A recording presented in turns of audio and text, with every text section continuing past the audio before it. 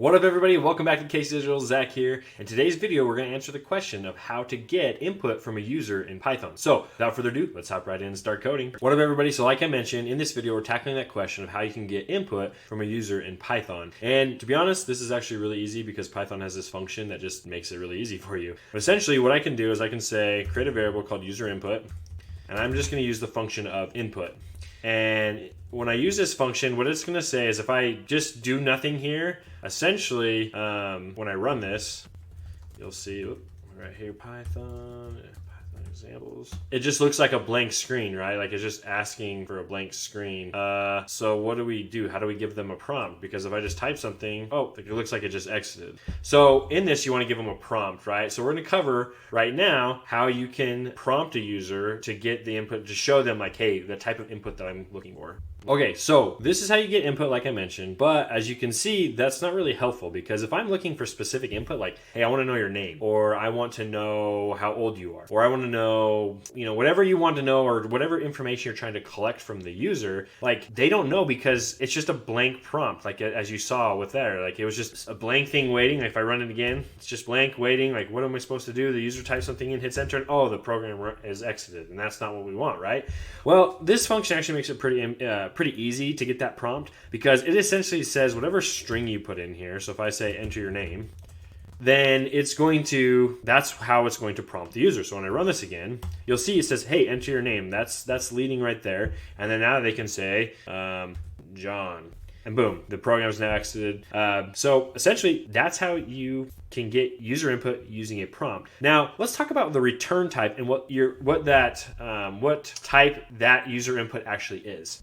Hey, I just want to jump in real quick, say thank you so much for watching the video so far. If it's providing you value, please click that like button below. And if you haven't already, please subscribe to my channel so we can learn more about software development and programming. And well, speaking of programming, let's get right back to it. Okay, so we've talked about how to get input from a user just using this input function. Then we talked about how we can actually use a prompt to tell the user what type of information we want. Now let's talk about the return type of what this is going to actually give us. Like what this value is. Is it going to be a string? Is it going to be a number? Well, if I were to go to print this out, print, and I'm going to use an F string here, user input, user entered, I'm going to say user input with type, and use the type function and say user input. And if I do this, this will tell us what the actual input was. So if I run this, reset, what you're going to get is it's going to say, hey, enter your name. Okay, John. Boom. So user entered John with type of string. Okay, well, hey, let's try that one more time. Like, obviously John is a string, right? Just a bunch of characters. So let's just do a 1. Okay, that entered a 1 with type of string. Okay, maybe we need to do a bigger number, right? So let's do or whatever that number is. Let's do 1,000.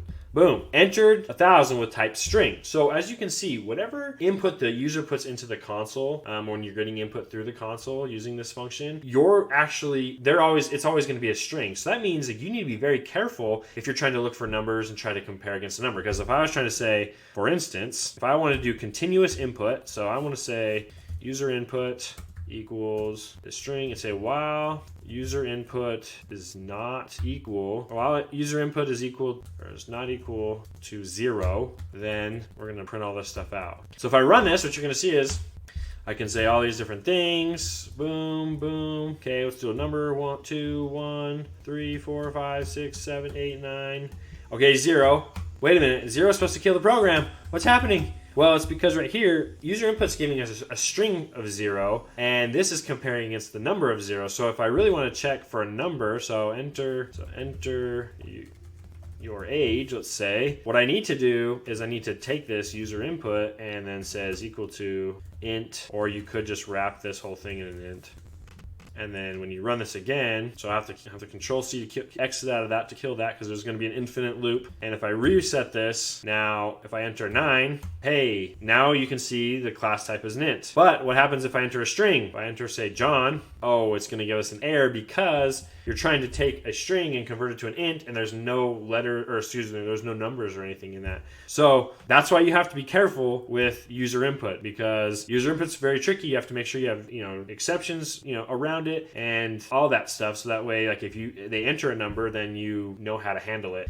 But if I go back to this example and I just do my numbers now, so if I do 1, 2, 3, 4, 7, 9, 0, boom, you can see that it printed it out and then it exited the program because we converted it to an int, and then that's what our condition was saying. Hey, like once it hits 0, if they enter 0, the number 0, then exit. So that's how you know the type. It's of what the user input will always be. It'll be a string, and then you need to do your due diligence to essentially tell the user, or to convert that to whatever you're trying to do. So if you're trying to do just numbers, then you need to make sure, hey, like did they enter a number? And then if it is a number, then I need to convert it to a number like we did here. Otherwise, if you don't, you'll end up with something like we had with that error where I tried to convert a name or a string to a number and that just didn't work. So that's the input type, or that's the type of what a user input is. And try that out and with what you're trying to do with user input. If you have any other questions, please put them in the comments below. If you haven't already, please smash that like button, subscribe to the channel, and let's continue to learn and program with one another. Until next time, keep on coding.